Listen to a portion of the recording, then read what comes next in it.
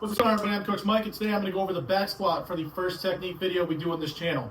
The back squat is the foundation for all athletes, weightlifting, powerlifting, athletic, general population, whatever. Anybody messing with weight, the back squat is a foundational movement for developing strength, power, athleticism overall. So I'm specifically going to cover the high bar position of the back squat because this channel focuses on athlete development and strength and power and weightlifting, right?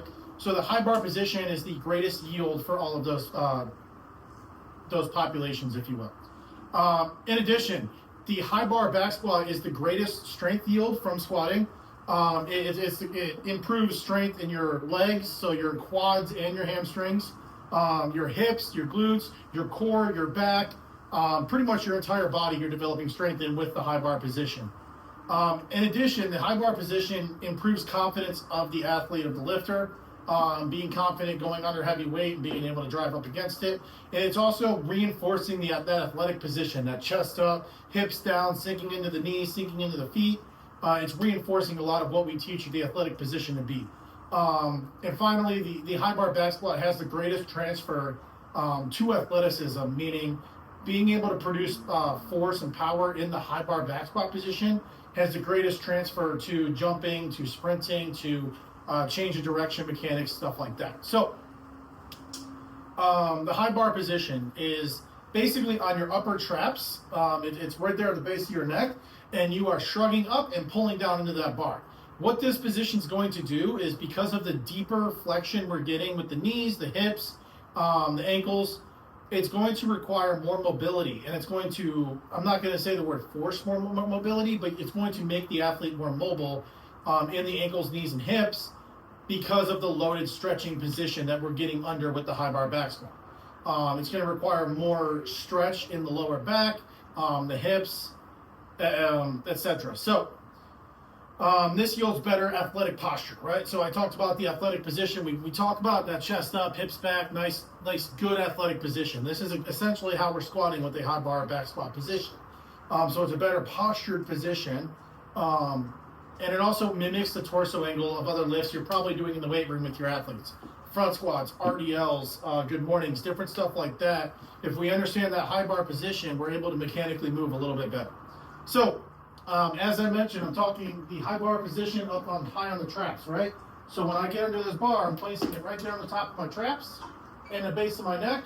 Now I am pulling this bar down into my back, and I'm standing up, squeezing my shoulders up into this bar, right? So I'm tucking those elbows down, pulling this bar under my back, and shrugging up at the same time. I'm creating a ton of tension into this high bar position. So that is a high bar position that I am referring to with this back squat. So there's before we get started on how to high bar back squat, I do want to caveat this by saying having the bar up on that high bar position is not any worse or better for your back as far as spinal protection or any of the scary stuff you're hearing on social media or whatever. Squatting is not bad for your back.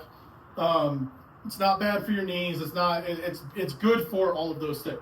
So squatting is going to improve your back strength.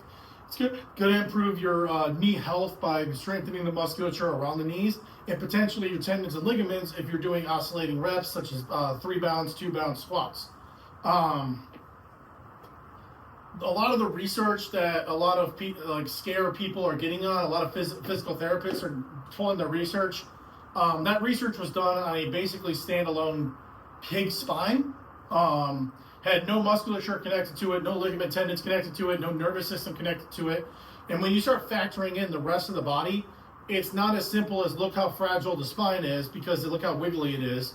It's a lot more nuanced than that. It's a lot more, lot of smaller intricate muscles working with the larger muscles to protect the spine. It's a lot of nervous system firing in the right time to the right muscles in order to recruit the right things in order to keep that spine protected.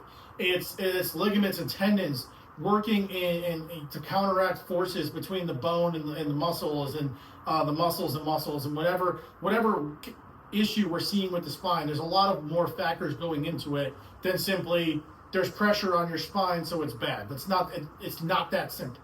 So squatting is good for your back. Specifically, high bar back squatting is good for your back.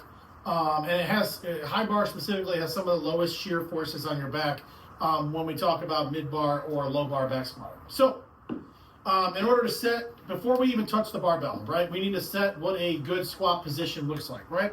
So with your feet, go ahead and take a hip width position to start with. Now, with the high bar, we are focusing on staying more vertical than we are more hinging, right? So in order to be more vertical, we want a narrower stance than you might see some powerlifters be at, because we want to put more force straight down into the ground get that vertical displacement we're looking for. So we want our feet about hip width apart to start with. Now I want to keep my heels hip width, and I'm just going to rock back on my heels and open my toes up to a comfortable position, right? I'm not going to say 3 degrees, 5 degrees, I'm not putting a number on it. I just want the toes opened up to a comfortable position to allow the femurs to get out of the hips, right? So if you have athletes that are struggling to get to depth, I would look at their feet, and if their toes are straight forward, they're probably restricted in the hips, right? Their anatomy is not allowing them to hit depth because of the femurs jamming into the hips. Pop those toes out a little bit, and they're going to have no problem hitting depth. All right? So heels are under my hips, toes are flared out. Now, what I want to do is I want to create a tripod foot. And what this means is I'm going to take my big toe, my little toe, and my heel, and I'm creating a triangle of pressure into that ground. So I want to pretend there's a piece of paper under the ground, under my feet, and I'm going to grab that piece of paper. I'm going to hold on to the ground, okay? Doing that, I'm creating a lot of tension through my glutes, my hamstrings, my hips, and eventually I'm going to create my core pressure here in a minute, right? But I have my heels hip width apart, my toes are flared out, and I'm grabbing onto that ground, all right? Now, as I mentioned with core pressure, at this point is when I'm going to take my breath in to brace my core. The way I teach people to brace the core is take your thumbs, put them in your side, okay? Dig in there nice and deep into the side. You're going to take a big breath into the belly and then brace down, trying to push out all the way around the spine, right? So here we go. Ready? Push out, and now I feel that pressure into my thumbs, okay? If I'm pressing into my thumbs, I know I'm protected all around, because you got to remember, the core is not just the abs in front. The core is the entire 360 bracing from your back all the way around your stomach. And all of that needs to be tight and engaged while we have weight on our back, okay? So again, I set my feet hip width apart, I flared my toes out a little bit. I'm going to grab onto that ground. I'm going to take that big belly breath and brace down. Now, at this point, I'm going to dissociate my chest from my hips. What I mean by that is I'm essentially going to pull my hips straight down to my heels, right? I'm going to try to touch my butt to my heels, hamstring to calves, however you want to say it. While doing that, I'm going to try to keep my chest as tall as I can into that barbell while I'm actively staying tight with the barbell, right? So here we go. I'm going to let my knees track forward. I'm going to pull that butt down to my heels, keep that chest tall. Boom, just like this. I'm hitting that bottom position, no problem. I am butt to hamstrings, butt to heels, and I am comfortably down here. My knees are in front of my toes, and that's okay. A lot of that research that said knees going over toes is bad is debunked, and it was incorrect research. So my feet are completely flat, and I'm still holding on to that ground, creating that tension in my glutes and my hamstrings. I'm keeping that chest as tall as I can while I'm pulling my hips down. Now from here, all I do, even pressure through the foot, through the middle of the foot, I drive myself back up, pushing my hips forward, but leading with the chest. It's going to make more sense when I have the barbell fixed on my back. So now that we know how to establish a squat pattern, let's get a barbell on the back and let's try a squat. So when we are getting our grip for the squat, I talked about creating that tension with the back, right? So I like to recommend people, so we all know what the knurling is. I tell people either go pinky or pointer finger and thumb on the knurling, right there where the knurling starts, nice tight grip. Or at most, take your thumbs and then extend your thumbs at the beginning of the knurling, wrap your thumbs around. That is the widest grip I would recommend people to go for back squat. Because when I take this bar, I'm setting it high on my traps here, base of the neck. I'm going to pull this bar down into my back while shrugging up at the same time. I'm pulling my elbows down and into my body. All of this is creating a tight upper back, which is going to mimic my braced core with my lower back, and it's all going to work in unison here. I take my steps back, so I'm out of the rack. Now I can establish my foot position. Feet hip width apart, I'm flaring those toes out, I'm grabbing onto the ground. I'm going to take that nice belly breath in, brace down into my core, and then I'm going to pull my hips down to my heels. I'm going to hit that bottom position, and I'm going to drive straight up hard. All right, now, one thing I like to say with the athletes is to lift with intent, no lazy reps. What I mean by that is we are controlling our descent down, and we are driving out of the hole as hard as we can.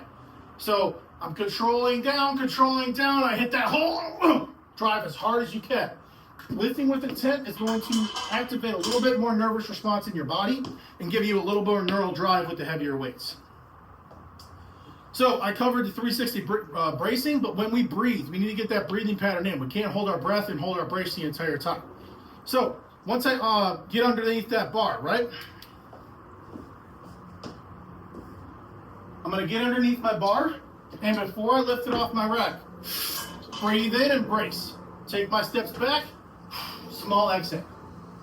That's going to allow me to set my position. Now every rep, I'm going to take that breath in, brace, and then as I clear this sticking point, I'm going to breathe out through that rep. And then at the top, I'm going to go ahead and take that breath back in and re-brace. That is your breathing pattern. You can maybe get away with 2 reps on one breath, but if you're doing heavier sets or heavier weights, I would recommend just 1 breath each rep. So 3 common mistakes that we see with squats. Number 1 are heels coming up. This could be ankle mobility. This could be improper footwear. So a lot of times athletes wearing like running shoes or not specifically lifting shoes, like I'm wearing lifting shoes.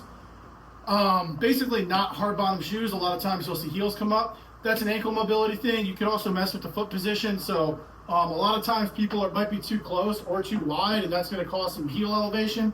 Just adjust their feet. Make sure they're grabbing onto the ground, rotating the knees out a little bit so we can create some tension there. If you're grabbing onto the ground, it's very hard for your heels or your toes to come up. Second common mistake we see is too much of a forward lean, or not usually a backwards lean, but typically a more forward lean sometimes, and that's typically caused by leaning too much with the hips. It's called a stripper squat. But basically it's from when you hit the bottom, you start leading with the hips, and then you bring the chest with you. So common fix with that is just doing tempo squats. Controlling the descent, pausing at the bottom, and then controlling that ascent. That way you can reinforce bringing the hips through and leading with that chest. Finally, a third common mistake we see with squatting is called knee valgus. Basically what this is as an athlete's coming up, you'll see the knees buckle in and then buckle inside of the midline of the leg. Now knee valgus is tricky because there's a lot of conversation coming about now, especially in weightlifting, about whether knee valgus is actually harmful or if it's just something that we've been conditioned to see as harmful. If you look on the world stage, a lot of weightlifters, females included, there is a lot of knee valgus going on, and they are completely fine. They're completely healthy. They're lifting, Olympic level weights, world level weights.